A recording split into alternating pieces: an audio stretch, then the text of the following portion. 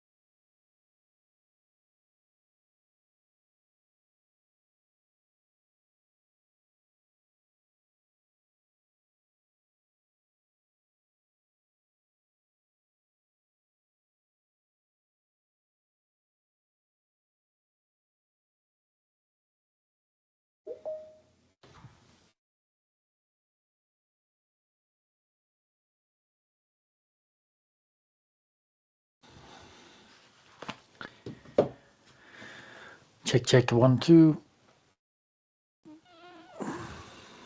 Yo, yo, yo. Just getting this set Yo, up. Sorry, man. How are you, Spence? good. How are you, man? Oh, I man. got It to has see your been, face. I know, I'm getting there. It's been a morning. Goodness. I'll tell you, it's a crazy time of year. There's Is it? entirely way too much happening with graduations and end of school, and just, it's a great time. I know. I kind of feel it too. Luckily, I don't have kids graduating, but I do have kids not wanting to go to school because they only have like a week left. Well, you've got far more than children. You've got all the students, so that's a ton. All right. So Yes, my office is Ground Central Station right now. So I just popped out because we just have a lot going to this building today. So that's I stepped okay. out to the automobile. It's good to see you, man. How's life? What's Yes. new? Oh, I'm just trying to think. See, my oldest, he's on a mission, St. George. I Super got cool. 3 girls still at home. Um, I just hit my 15-year mark at BYU, Idaho. That's wild. That's I so know. cool. And so, uh, I don't know. I mean, there's a lot of little things like they're remodeling the library at the school, and that's where my office is. And so I'm kind of in the Okay. girls' dorm. So Perfect. you remember the girls' dorm? Did you ever live it in the guys' dorm? Yeah, I was in Yeah, Biddulph for my freshman year. yeah. And so the girls' dorm that was in our ward, that's where my office is. So it's kind of weird right now. Whoa. Let's see. Where was the girls' dorm? Was okay. Yeah, now I'm picturing it. Okay. Yeah, Yeah, yeah, Chapman Hall. yeah. Up on campus there. Yeah. Yeah. Okay. So it's kind of Very weird. cool. Yeah. But I get in the fall into my new office space, so I'm kind of excited about that. Oh, that's great. 15 years, you get a new office. Feels right. Yes, that's Feels yeah. right. It's like that's what we need. So yeah, we're taking our daughter up. I don't know who's going to be doing that. In the fall time, we got to probably divide and conquer with the other kids that'll be in school. Yeah. But she'll be headed up there in September, so I'll have her swing over and say hello. Well, you should. In fact, is she going to be a freshman coming in? Freshman coming in. Yep, She should take my class. she should. Yeah. We'll make it happen. Hey, teach her a lesson and just fail her. Just Yeah. fail her. Just say already you're failed. Just by Yeah, just like all right, association. half the class, 3/4 or a third of the class is going to fail anyway, so let's just do it right now. So I was talking, are some really good friends of ours. Her brother-in-law is, oh gosh, what's his name? He's a dean of performing arts, I want to say. Okay. Brian, you may not know him. The faculty's gotten huge there, but Yeah. Brian, I forget what his last name is now. I'm drawing a blank, but my other daughter came out. She was thinking about BYU Idaho, and she ended up going to Provo.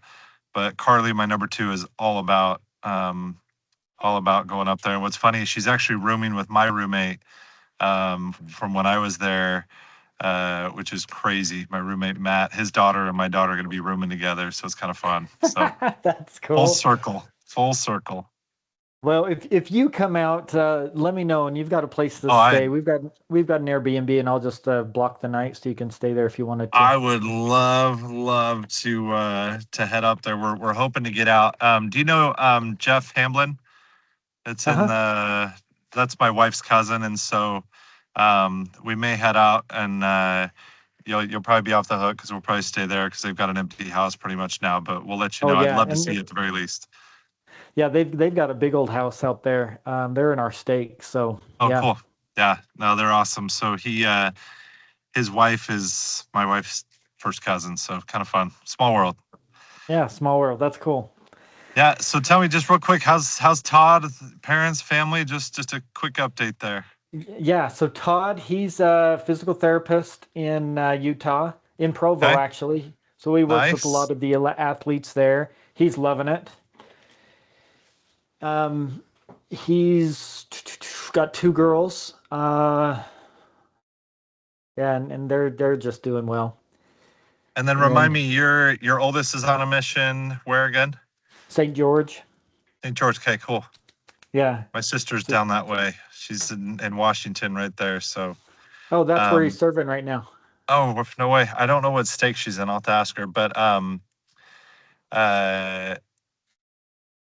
that mission has been it's an incredible mission. We had some visa waiters during COVID time and all that from our stakes. Some kids that went down there and they loved it. They had a really cool experience, and so I hope your son's enjoying it. That's great. Yeah, he is. Uh, but I have to tell you a quick story, and then we can get started. Um, he he got on the phone on my daughter's birthday just to wish her a happy birthday, and he goes, "Hey, Dad, check this out." And he puts on the video on his phone because he's like sharing his screen, and they hooked a merry-go-round up to a car. You know, like those tops that you pull the string, and you get. They Yeah. did that to a merry-go-round, and they're just laughing and stuff. And the car takes off, and this merry-go-round is just going crazy. And then they zoom in, and it's my son in the middle with a bicycle helmet hanging on for dear life.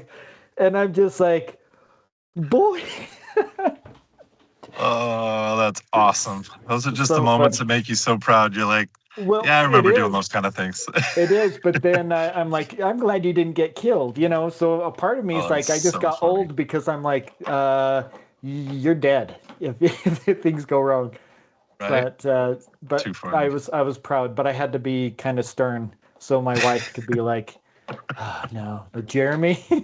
Yeah. Yeah. She's like, Spencer, be a father. You're like, oh yeah, sorry. Oh yeah, that's right. Quit smiling. That's right. That's great. That's awesome, man. Well, good stuff. Well, again, sorry for being late. Story of my life.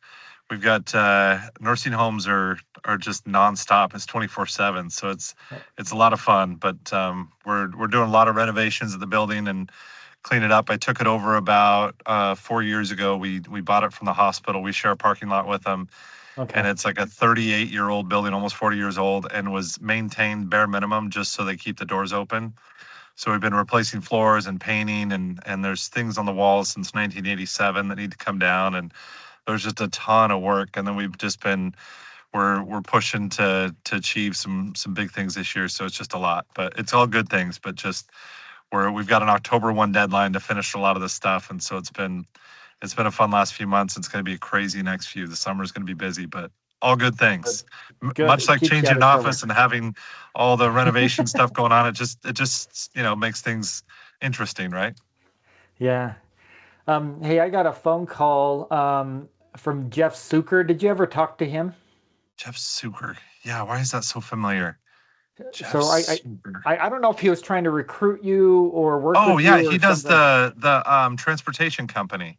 Yeah. Yes, yes, yes, yes, yes. Yeah, he's married your sister or something like that, right? He married my best Mother-in-law? friend's sister. Yeah. Best friend's sister. Okay, that's what. Yeah, I remember him telling me. Yeah, I need to follow up with him because he's talked to me and we got things moving, and then I put a lot of things on pause, and we got half our flooring project done. We got the other half going. I just need to follow up with him and touch base. Super nice guy. Yeah. Yeah. Real good. Well, and he's involved with a group. I just talked with his partner doing the same interview, and they're moving. They're movers and shakers. I'll just tell you. I'll put it that Yeah, way. So, no, they're doing some big things. Right? He's in Florida, right? I want to say he's in St. George too, but Oh, you're he right. no, It's actually he may be in Florida. I can't he remember. we did talk. I can't remember if it was him or his partner because there's a few different partners in it, and I might be getting people mixed up. But yeah, there His was the partner's St. in George Florida. connection. Yeah. Yeah, cool. All right, let's do this thing, man. Okay. I feel honored to be doing this. So You are it. Okay. All right. Well, just to give you parameters of this, I when I applied for the sabbatical, I was in a frustrated point because I went into a communication department meeting, and they had some visitors in from the general education department saying, "Hey, we're coming out with this new degree. We wanted to see what you thought." And they're looking at it. It's got math, it's got English, it's got art, all these things. And I'm sitting back there and I'm thinking, what in the world? And I raised my hand and I just said, hey, why don't you have public speaking on there? They're like, oh, we didn't even think about that. And I'm like, oh, that's a problem. Like, this is general education and you don't even have like communication courses in it. And Sure. and just to give you a little bit of what I'm doing, I run the presentation practice center on campus. So that's like the public speaking tutoring center. And so, like everything public speaking, I'm just involved with. For example, in the fall, we're bringing back speakers and alumni and stuff, and part of that is bringing back Jimmer Fredette. And so Nice. I'm working with Jimmer Fredette on his speech and stuff. Oh, So so I'm like cool. So cool. I'm the public speaking guy. And so when they didn't have communications, I'm like, what are we doing? And then I walk out of the office and down into the Mannering Center, and they have a big sign: "We are graduating competent communicators." And I'm just like, are we? And so it kind of sparked this thing in my mind. It's like, what are we graduating? And so I want to make sure that these students are ready for the workforce more Yeah, so than other places. So that's the parameters of what we're doing. cool. And so if you had a chance to look at the questions, I've kind of got four stages: the finding stage, the interview stage, the trial stage, and then the promotional stage. And so I've got questions for all those. Yeah, Um, no, these are great questions. Yeah, so we'll jump into it. And so as you're thinking about the answers of these, if you have a best employee or coworker or somebody you look up to, you can keep them in mind.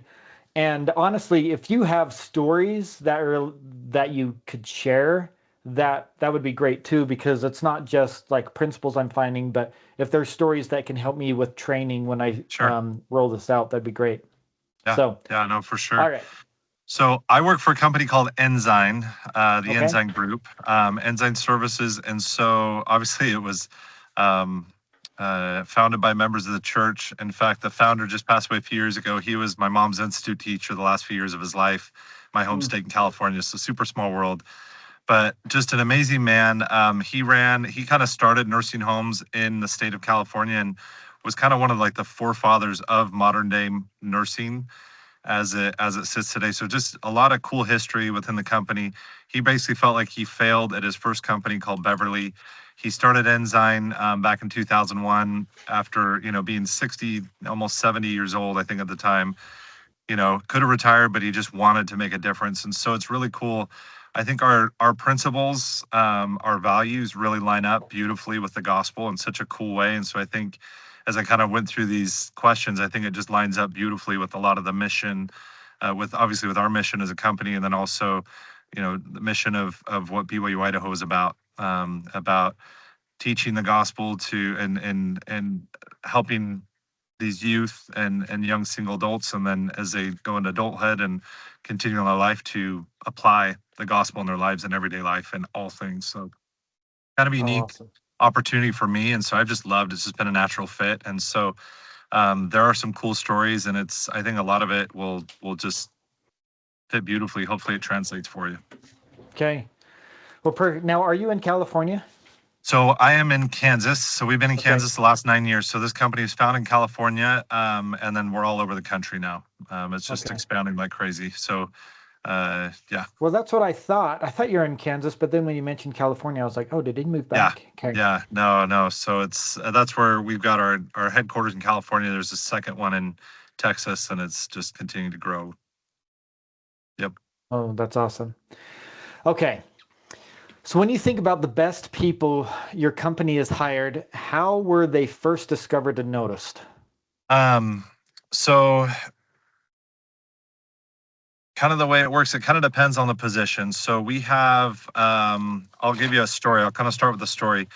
Uh, when we took over the building a few years back, this woman applied. She became our receptionist essentially, and then we saw that she was super competent. She took over a lot of other responsibilities, including AP, our accounts payable department. Then she helped with transportation. Then she just had this knack for some other things, so we put her in a medical records role.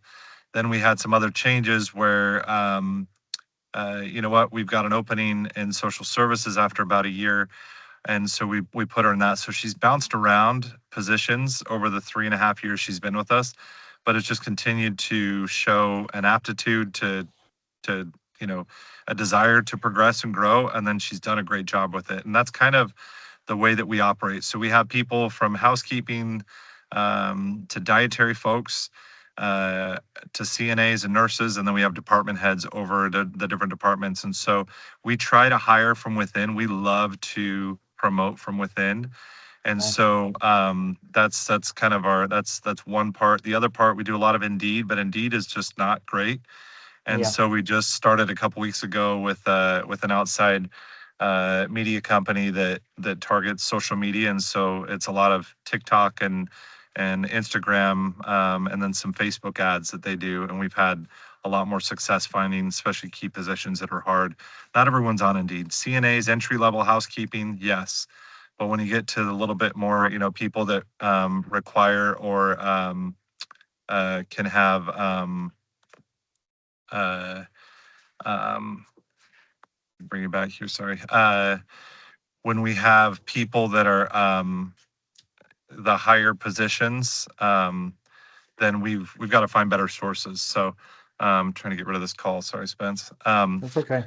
So that's really like for our entry level, it's a lot of Indeed type stuff, and then for other people, it's word of mouth. And then we have a network of nursing homes that we reach out to. So we've got 12 in the state of Kansas. And so we move people around from building to building. We love to promote. So it's people that are showing a great job. We just hired a CNA, another building that's now doing their medical records. There's some great nurses that have been promoted to assistant directors of nurses and then even to directors of nurses. So it's kind of a combination of things, but a lot of it is that personal network, that, just word of mouth of people that know someone. And so the being connected in with the circles and within your industry is where we find our best people, I'd say. Good. Um, so you used Indeed, and I'm sure you get applications too. So when you're sorting through all the many applicants, is Yeah. there anything that makes one person arise to the top before the interview stage that So that yeah, says that's who we yeah, want? I would say an updated resume. I'm talking basic things here. Um, like professional looking. We don't really care the format, but I get some people that have like 3 or 4 word answers of what they did at that job. Some people are misspelling. There's a mixture of capitalized and lowercase letters. I mean, really basic stuff. And those are ones that I used to talk to all those people anyways, because sometimes they're great. But I found over and over again, like if you can't put together even a halfway decent resume, like I'm not going to waste my time with you either. And if it hasn't been updated in 5 years and it's just automatically, that's usually the people that are the automatically applying to positions. They've got that clicked on their thing and they probably haven't looked at it in years, and they may not even be looking. So it's kind of really basic stuff is where I start. And then I think people that respond quickly is probably the other piece. So we'll reach out and say, hey, I saw that you applied to this position. And when I get someone that responds within a few hours, I know that they're motivated. And within a day or two is always good. But there's people that I'll follow up with several days later, a week. And if they don't follow up after that, then we're just done because they usually didn't even realize that they applied for the job. That's interesting. Just somebody that's on the ball. Yeah, Uh, Indeed's terrible. But yeah, just someone that's on the ball, someone that's actively looking, because some of these folks are just like, passively like, if I find something, fine. If not, I'll stick with what I got. So being motivated of wanting the job and showing that in your follow up. Um, and then even before that, just having not even like a really nice one, because a lot of the positions we hire for are entry level stuff. We're just looking for some competency of spelling and just updating it. okay.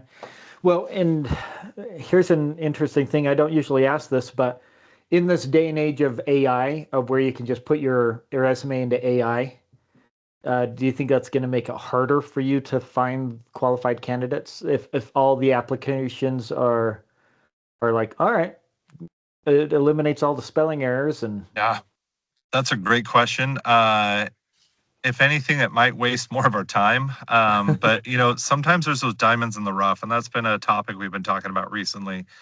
And I think that it kind of applies to one of your later questions. But we're just looking for people that if someone goes through the effort to make their resume look good, even if they use AI, awesome. You're showing some initiative, and if you want a job, I think that's great. So, I really focus on the interview. So that initial, I pay less attention to some of the bigger stuff, and I like to see the person, face to face, and that's where I really make my decision.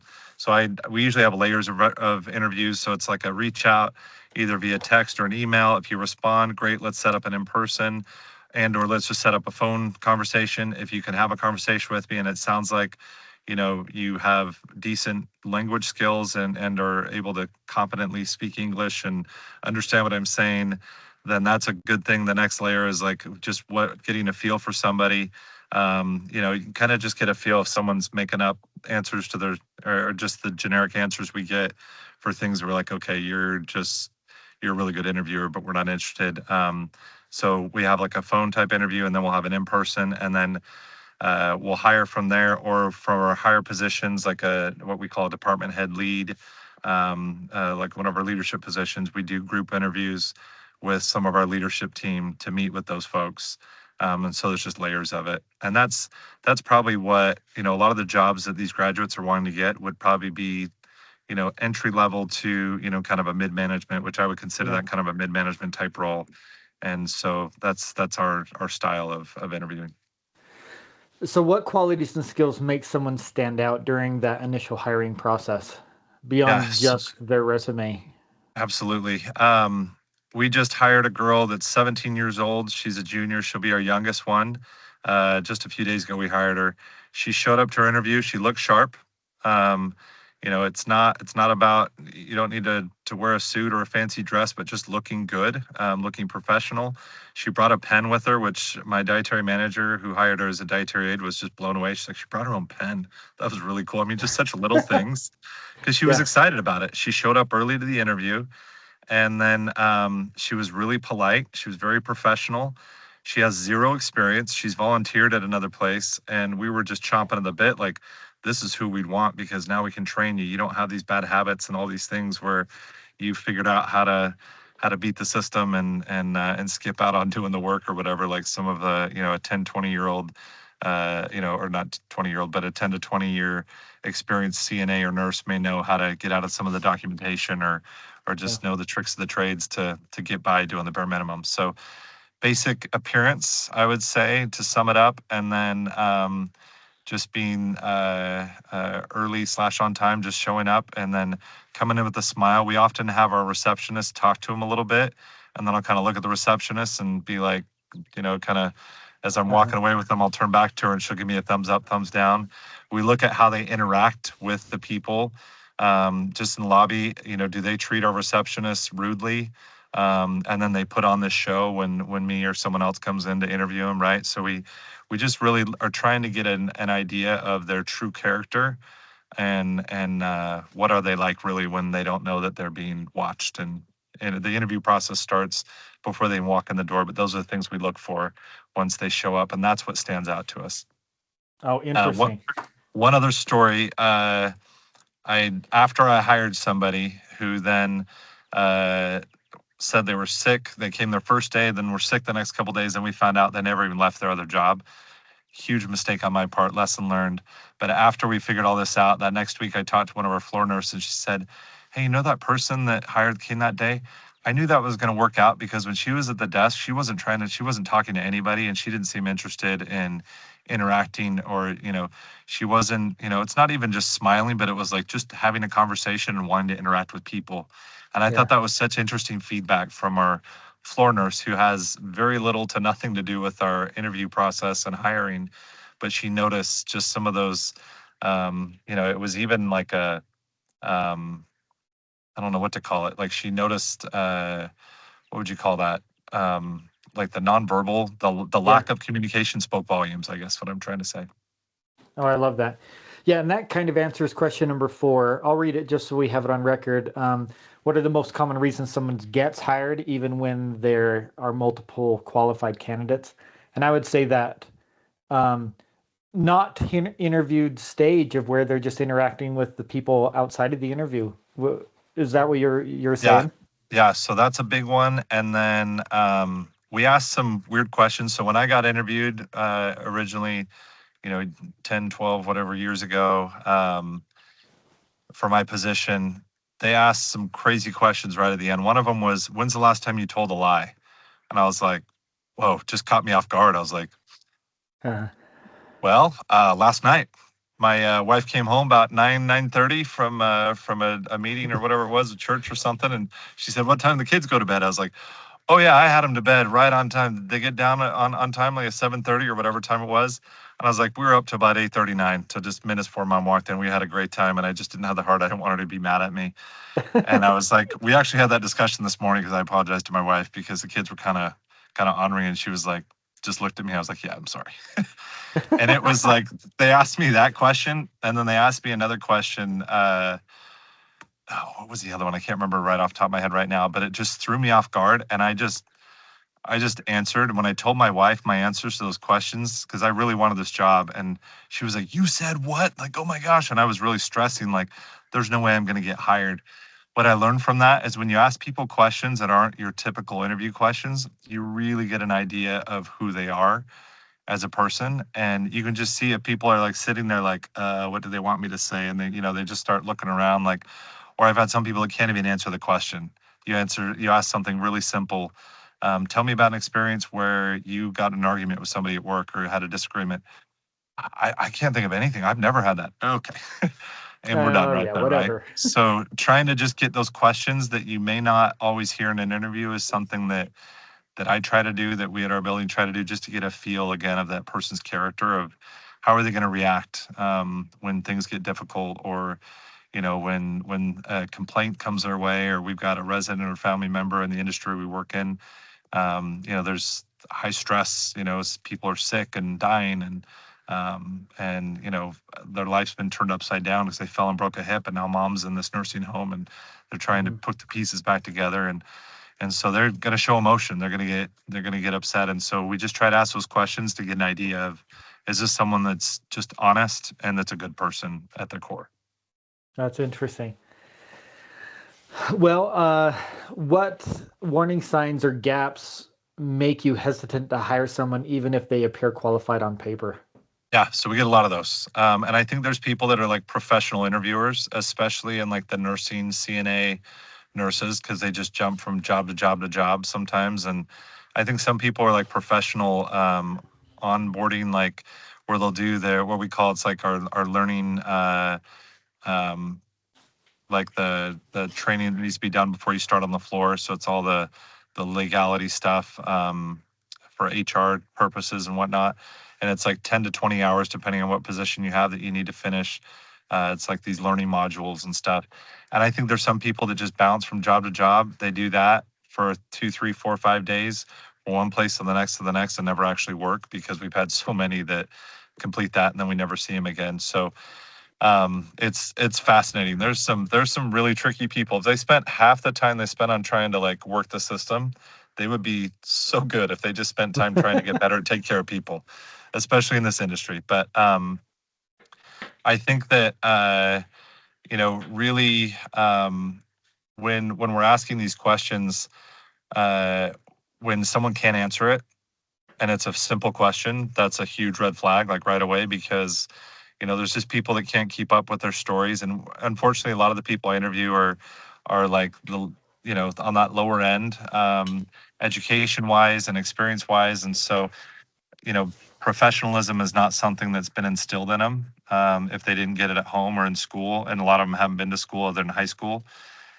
with these CNA type positions in particular, and housekeeping dietary. So I try to do those initial interviews because those ones are really important. I've just found that we've had a couple people have just turned our building upside down, getting in yelling matches. Luckily, we haven't had anything too crazy, but just being super unprofessional on the floor. And then it makes all of us look terrible to the families and to the residents and the people that come into our buildings, all of our vendors and partners. So I'd say the main thing, just being able to answer basic questions, and then consistency. So I'll often ask the same type of question 3 and 4 times within a 20-30 minute interview to see if I get a consistent answer.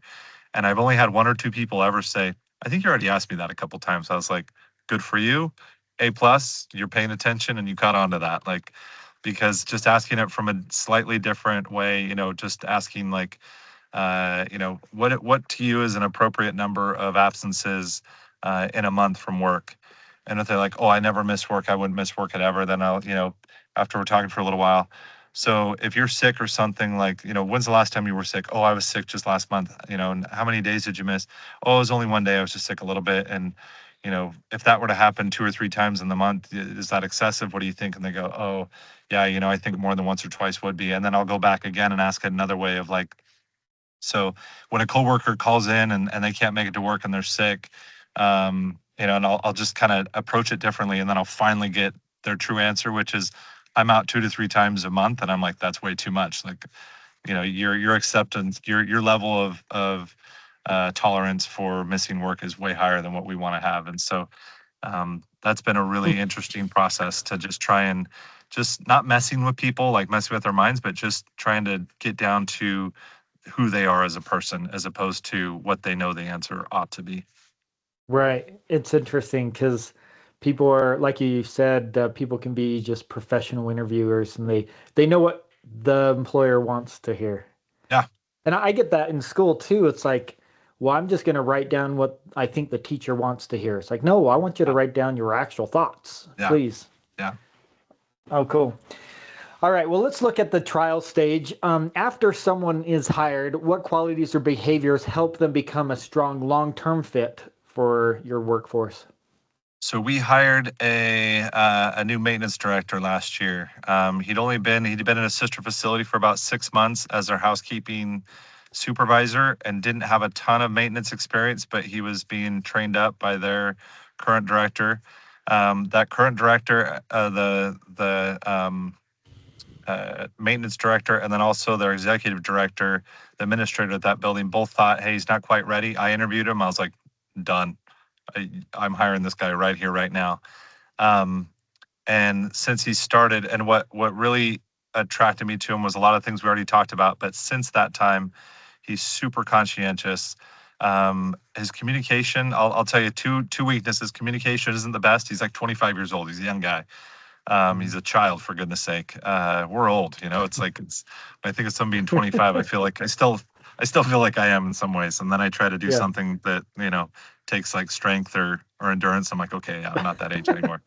You fall But down. It's like, like I usually don't. seriously, I'm like, um, but like he's not great at communication, and then he just leaves stuff laying around all the time. So like dangerous things like ladders, screwdrivers.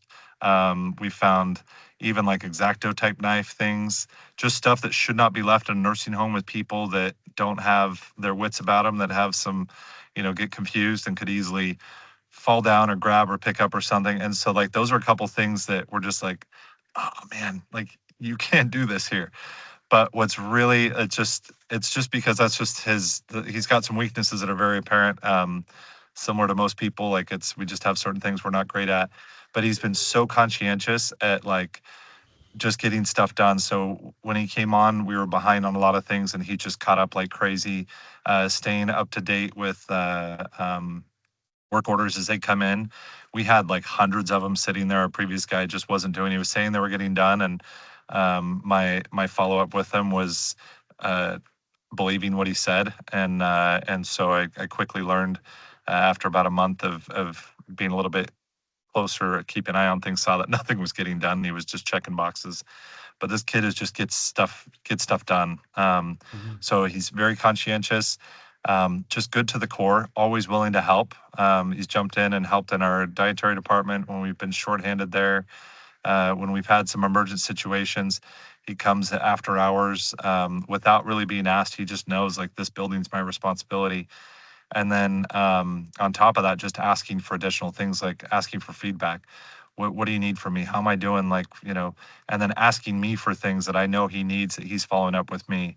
That might be my favorite thing out of someone when they come to me and say, hey, I need this, or could I get this from you? I just go, man, I wish everybody was that way, because I'm not on the ball with everything. I don't have everything in order.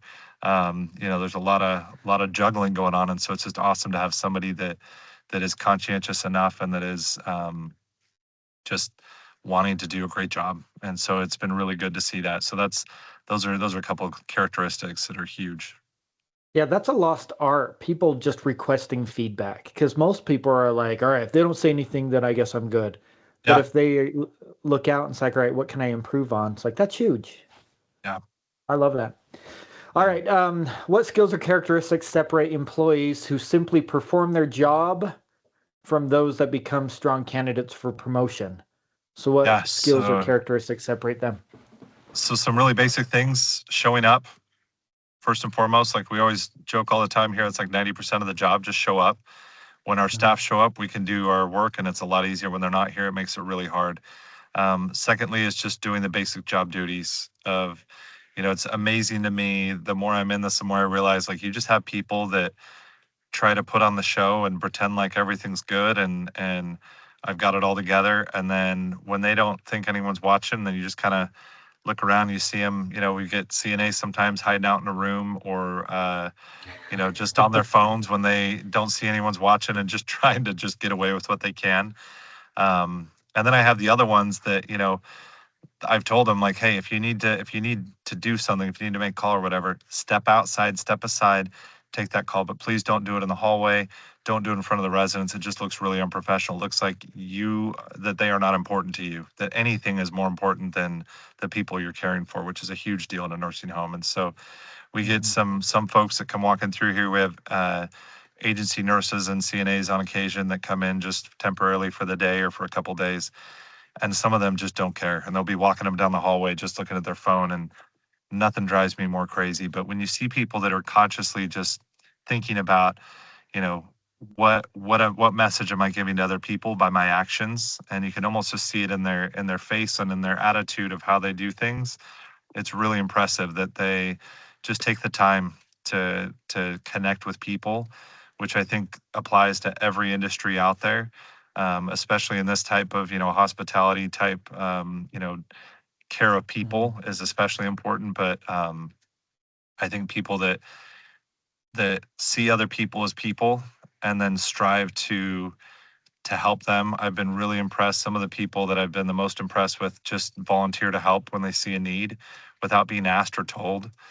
That's one of my favorite things, is just jumping in, and sometimes it's at the expense of their job, and then I'm like, okay, this is great. I love that you're willing to help, but hold on a minute. Like we have an admissions director. We were down like 5 beds.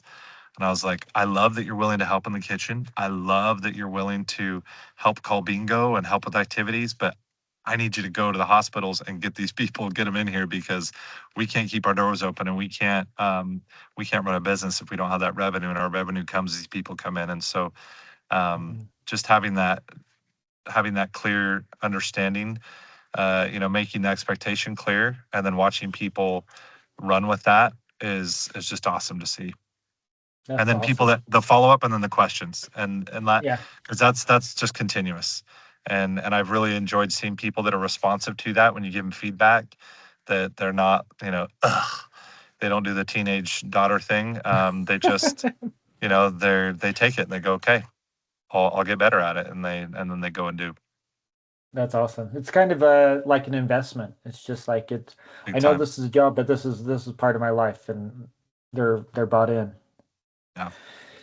Okay, when it comes to the long term stage, again with promotion, what qualities or behaviors or skill gaps prevent people from being promoted, even when they're technically good at their job? Yeah. So when you've got people on paper or that like know the technical things of it, you know, having issues with attendance is a big one for us, and or being late consistently, just not completing the task. We've got some people that are more than capable that like almost refuse to do the work, and it's like, how can I have you employed here if you're not going to finish the basic tasks of the day to day? And so we got in a trap for a little while. My director of nurses and I, we were totally different in so many ways, but in one way we're a lot alike. Is just we just want to give people 5, 10, 15, 20 chances, because we want to see the good in them, and we want them to grow, develop. But when people just decide that I'm not going to notify you when I can't come to work, or I'm just not going to show up and not say a word, we were giving them second, third chances when they're like, oh, my phone broke, or I was out in the sticks, and it didn't work, and then it got lost, and then we ran out of gas and a flat tire, and it's like you get this whole big story. And the first one or two times I'm like, okay, now I've heard everything under the sun over the last several years, where I'm like, we're just not going to waste our time. And so people that do that kind of have those kind of behaviors over and over again, that's some of them are so good when they're here, they're so good, but we just need them to show up and be here. That's probably That's number interesting. one. That's probably number one. Number two is probably um, just people that just a desire. Like there's some people that want to move up and be promoted, and some people don't. We've had some CNAs that have been here, and that's like a $20 an hour job. It can go up a little bit higher, but some have been CNAs for 20, 30 years, and that's what they want to do. They love it. And so some people just say, I don't even want a promotion. This is the position I want to have. They want more pay, of course, but they don't want additional responsibility. They want to stick with what they've got. Sorry, I had a phone call coming through. All good. Interesting. So being late consistently and those that have a desire to be promoted is probably the biggest effect on whether you're going to promote them or not. Those two Being things. late, like, and then just they may know how to do it, but just the execution of doing the job. There's some people, just life gets in the way.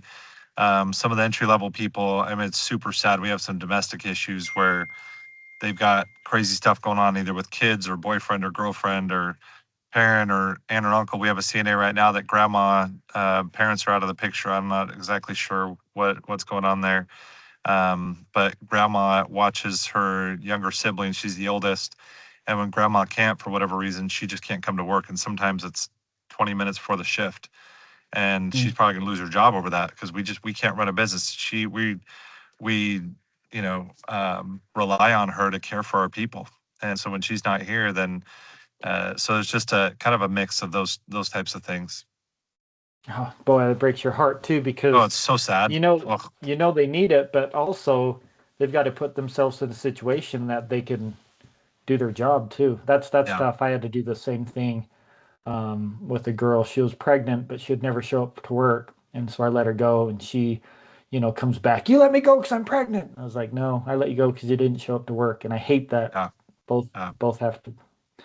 It's And the hard. beauty, the beauty there is, like, communication could totally avoid that. Yeah. But even if you communicate it to me, if it's happening too consistently, if you're super inconsistent in your attendance or completing the work, I'm sorry. No matter how good the excuse is, we got to make a change here. And so, yeah. Yeah. Ah, excuses. Ooh. All right. Well, Mike, when you think about the people who are most successful in your organization or industry, what qualities, characteristics, or skills do they consistently demonstrate? So we have 7 core values that we really focus on within our company. It's called Caplico. It's super cool. So the first C is customer second, which basically means that the staff come first. So instead of the customer's always right, like that whole mentality of it's all about the customer, whatever they want, we say no, Yeah. we got to take care of our people first, and then they will take care of our residents or our customers, so to speak. So it's customer second, accountability. The P is passion for learning. The L is love one another. The I is um, oh my gosh, what am I thinking? Caplico. Oh, I'm gonna fire if you don't This get is this. this is really embarrassing right now. I just went through all of them. Passion for learning, love one another. I'm drawing a blank on the I, and then the other C is celebration, ownership. And I think of those, the biggest ones are probably the accountability and the ownership. Those are really, really important, as far as just take it on as this is my problem, not, oh, let me go find somebody. So if someone comes in, the room's dirty, they're like, oh, you've got some trash on the floor, let me go get housekeeping. No, anybody can go pick up that trash or sweep it up. Like, I'll go Right. find the broom and I can do it, right? Like, even if there's urine on the floor, just go get a towel. Like, we don't need to, if it's a big enough mess, sure, but you can at least start that process. And usually what we'll do is, hey, we'll clean it up and then we'll call housekeeping to come, you know, um, Disinfect and stuff. to disinfect it and, yeah, do all that. But Mm. it's been really interesting as we're looking at people that are just willing to jump in and do. and not say that's not my job as like nails on a chalkboard for me. Like we should never be saying that. Ultimately, I'm not the dietary manager. I'm not a cook, but I've jumped in that kitchen when needed because these people got to eat, right? Like, and so Yeah. just trying to help people see that even if it's not necessarily part of your job duties, but if you are willing to do that and take the accountability of and the ownership of this is, as a nurse or CNA, this is my patient, or this is my customer, like this is my responsibility. I want to save this person, or I want to make sure that we take care of them. Just having that mindset of this is all that I can do instead of, well, that's not my job, or I can't do this, and just like, oh, it's fine, no big deal. Like, I still get paid. It's kind of that renter squatter owner type of, I don't know if you've heard that, where like the squatters are the Yeah. people you want to get rid of, that just they're dead weight. Your renters show up, they clock in, clock out, they do their work, but then the owners are the ones that really make a difference, and they recognize that every little effort they make truly improves things as a whole. I love that. Okay, just so you know, the I stands for intelligent risk. Risk. Yeah, thank you for looking that up Yeah. for me, because I just drew a Yeah. total blank. Yes, As you that's can okay. I tell, my want intelligence is not there. you're hungry. You're hungry or tired, either one. Shoot. Cool. Yeah, I just found it kappa coenzyme and Nice. so yeah. Good work. All right, last question. And well, and I wanted to say it out loud so that it's on the recording and AI can grab that as well. So, Good job. okay, last question. So, Mike, go back, and maybe 17-year-old is too young. Maybe it's when we're in Chicago perming our hair together or something. But think about going back and advising your old self, 17-year-old or whatever, who wants to be hired, succeed, promote, and eventually be somebody that makes a difference. What would you tell yourself to develop first and why?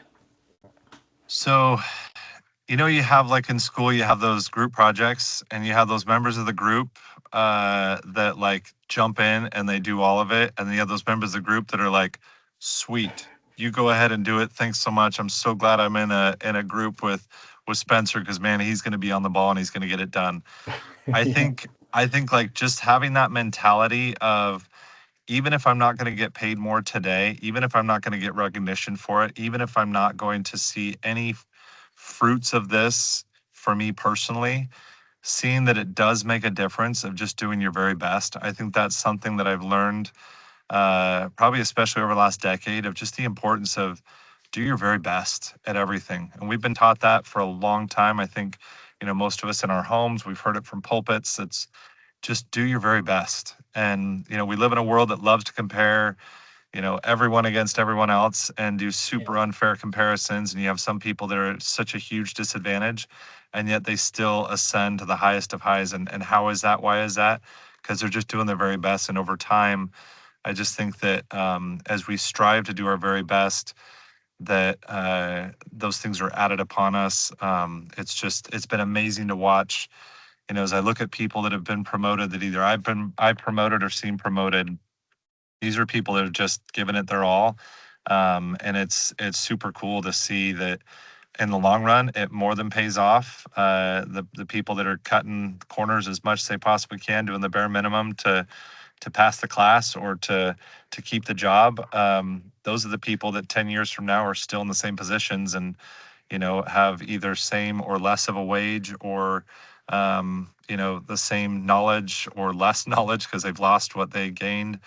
Just you can compare it to just about everything. But I'd say overall, just doing your very best and taking pride in representing not only you, but your family, your parents, your church, your ward, your company, all those things. There's just a lot of people that are watching and that observe far more than we probably ever would imagine. There's just yeah, always somebody watching, and it's been amazing to see the things that people pick up on.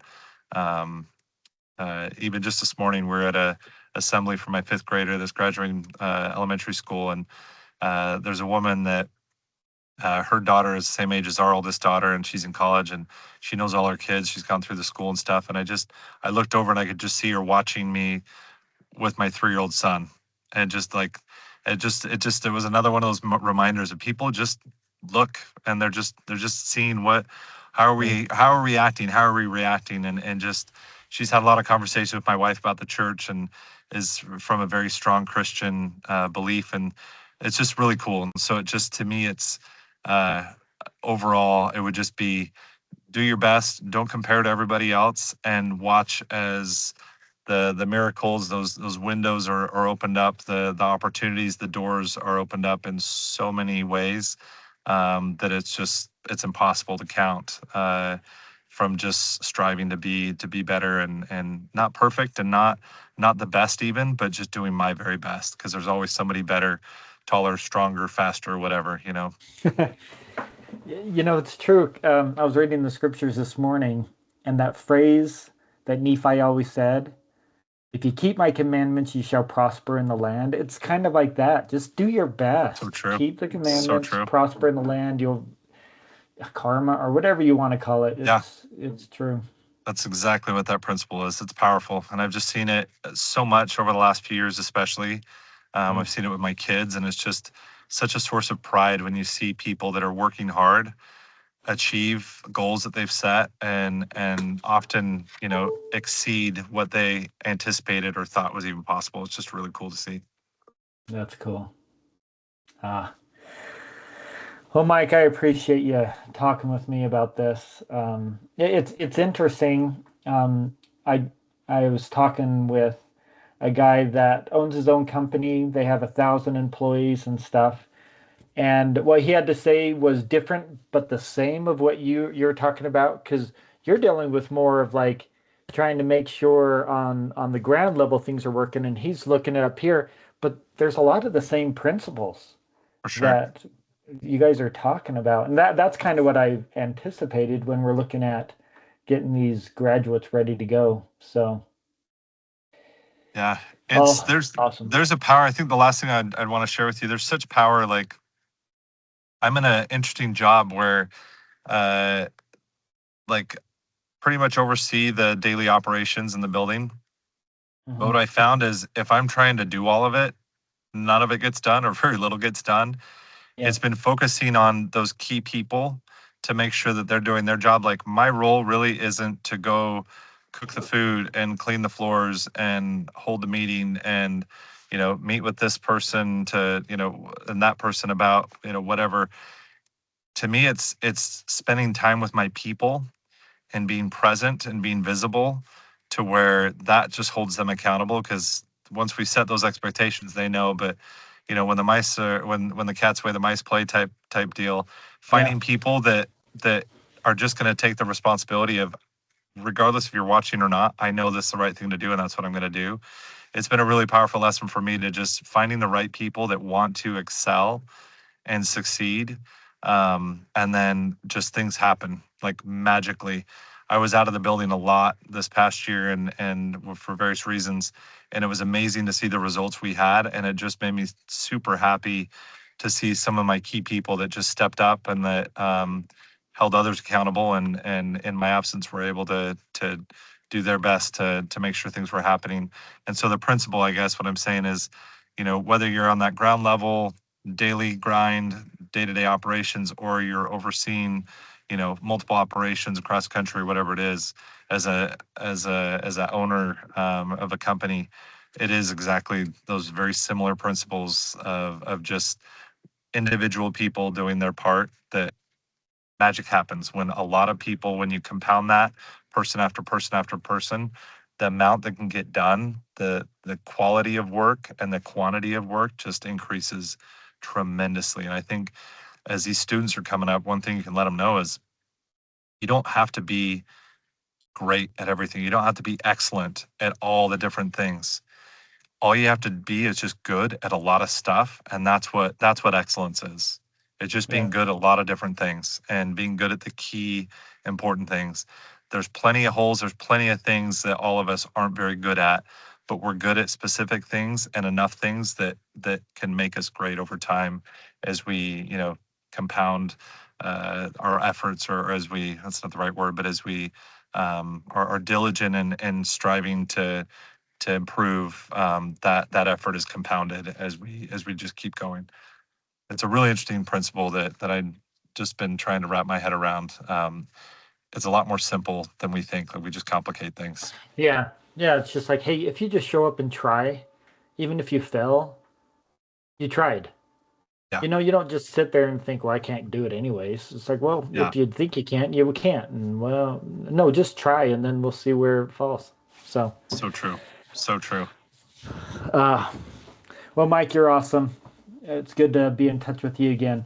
So Yeah, if you same. are up here in the fall, I want to see you, man. Oh, I will definitely hit you up. You'll be out of that girls' dorm, right? Yep, yeah. I'd love to show you my new space. It's gonna be legit. So cool. Well, I'm I haven't going been up there from. since 2006. Holy smokes! It's Yeah, been a little while. there's a big change. Yeah, the There's a couple galley's changes. gone. Um, yeah, you'll be impressed with it because the ice center is amazing. I've seen some pictures. It looks awesome.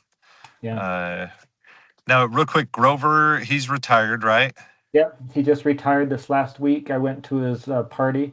No, not last week, last month. Last year, or was it last month? Oh, so it was this past year was his last year of teaching, right? Right, Okay. right. Let's Yeah. see, when was it? I could look it up on my calendar, but No, maybe it no. was a few months ago. But yeah, he retired. Stopped in there. It was funny. Uh, I don't know how I got up mixed up. I arrived and nobody was there. And I'm like, "Are you guys cleaning up?" They're like, "Yeah." I was like, "I thought I was coming at the beginning," but it was kind of nice because he was just there and it was just me and him, and we just got to sit and chat and talk and laugh and cry together. And That's so cool. so it was kind of neat. So I got the one-on-one time. He said, if you would have come earlier, you would have stood in line and we would have been like done a high five and then move on. So I was glad I That was worked able out. to. That worked out great. Now, Khalifi passed away several years ago, and then is there anyone Yeah. else that you've been in touch with that crew, or not really? Megan Yeah, Fillmore, do you remember her? yeah, yeah, yeah. She's in our stake here, Oh, no way. and Tall Megan, right? She's pretty tall, blonde. yeah, yep, Yeah, tall blonde. Her now last name is Harris, cool. and she's all of her kids are seem to be my same age, like our Oh, that's kids' age, awesome. and she's That's so awesome. cool. She's great. Yeah, I totally, Uh, right when you said her name, I saw her face. I haven't thought of her in yep, probably 20 years. That's so cool. yep. Crazy. She's really good. She's huge in the stake. The girls love her. Oh, that's great. Um, I'm trying to think if there's anybody else. I run into Lindsay every once in a while. Do you remember Lindsay? Let's see. Lindsay, spastic, a little bit. I'd have to see her face. Do you know what? That's She cool. might have been a different year because uh, I don't know. I thought she was the same year, but I don't know. I don't know what any of the kids are doing. I know that the Hispanic kids that they're all good because they had a good network. A lot of the black kids like P and Reggie and stuff, they struggled. But Yeah, they're also in a worse environment, which makes me yeah, sad. But having said that, I belong to the Inner City Youth Charitable Foundation. cool. And the program doesn't exist anymore where we work with the kids, but we do scholarships and stuff. And so I'm on that foundation, always trying to drum up money for scholarships and stuff. And so Oh, that's I cool. may reach out to you if there's anything that we need. But Yeah. it's good to give back to the Chicago kids. Oh, for sure. For sure. That was such a fun trip. Like, man, so many great memories. What was the guy's name? He later got in a bad accident, was in a wheelchair. I don't know if he's passed or if he's still around, the faculty member Oh, yeah, that Brian broke his Schmidt. neck. Yeah. Yeah, he is still in the wheelchair. He's gotten some feeling back, but not enough that he can function. But he's plugging along. I see him most all the time. Uh, I still, he was such a good man. Like, he made yeah, such an impression on me. Like, just good to the core, just yeah, special. yep. What was his name again? Remind me. Brian Schmidt. Ryan Schmidt. Yes, that's the one. Yeah. Yeah, I stayed in contact a little bit with oh my gosh, his name just went out of my head. another. He was in the PT department. I think he recently retired. Physical therapist. Mm. I can't think of his name, but there's just very few people. I got to get back up there. I mean, I'm sure it's totally different, but it'd just be fun to see. I can't believe it's been Yeah. 20 years. So I'm sure you got to run, man. I'm so glad you're Oh, you're doing this. fine. This is super cool, and how awesome for you to be, doing this research. What a great thing to do, and then be able to take it back to the kids and say, hey, this is real world stuff. Like, Yeah. you may not think it's a big deal, but say the things do the things you say you're going to do. Like the Yeah. conference talks are kind of, those principles are pretty important. It'll make you really successful. If you It follow the will. profit, you're going to be really successful the rest of your life.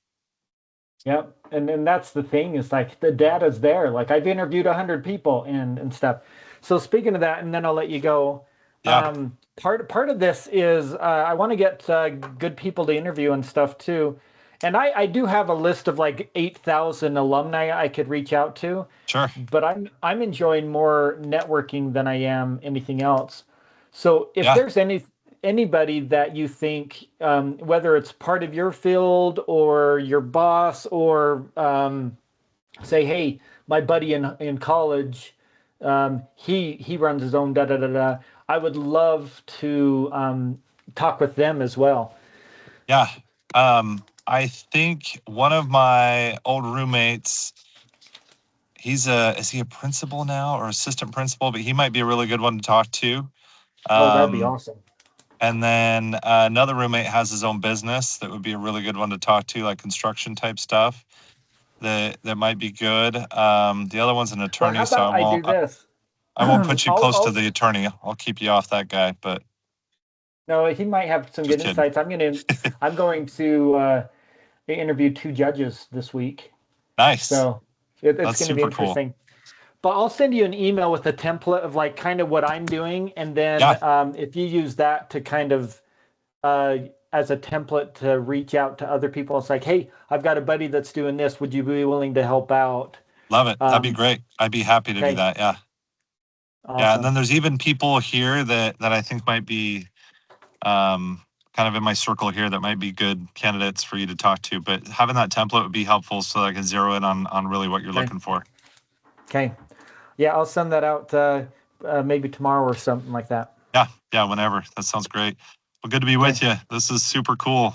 It's so cool that you're still there, that you're doing all this. Like, you're the perfect person to be like helping these young kids. I've had the opportunity to teach institute the last couple weeks here. We just started an institute in our stake, uh, and it just brings it all back. Like, I love being around them, and like I think of you, like, what better person to help inspire this next crew, and every year the crop that comes up, like, you just have a gift for it. So this is super cool. It's just fun to see in your element. Love it. well, I appreciate you saying that. It made me feel good. I'm Yeah, man. trying. I'm trying. It's great. I'm sure they love you, and can't wait to get up there and see you. I'll have to make that happen in September, one way or another. Okay, I got to get up there. perfect. I'll plan on it.